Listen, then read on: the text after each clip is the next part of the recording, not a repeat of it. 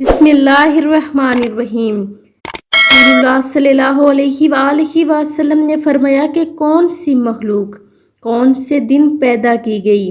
حضرت ابو ہریرہ رضی اللہ تعالیٰ عنہ فرماتے ہیں کہ رسول اللہ صلی اللہ علیہ وآلہ وسلم نے میرا ہاتھ پکڑا اور فرمایا کہ مٹی کو اللہ تعالیٰ نے ہفتہ کے دن پیدا کیا اور پہاڑوں کو اتوار کے دن اور درختوں کو پیر کے دن پیدا کیا اور برائیوں کو منگل کے دن پیدا کیا اور نور کو بدھ کے دن پیدا فرمایا اور جانوروں کو جمعرات کے دن پیدا فرمایا اور آدم علیہ السلام کو جمعہ کے دن عصر کے بعد نماز کی آخری ساعت میں عصر کے بعد رات تک کے وقت میں پیدا فرمایا۔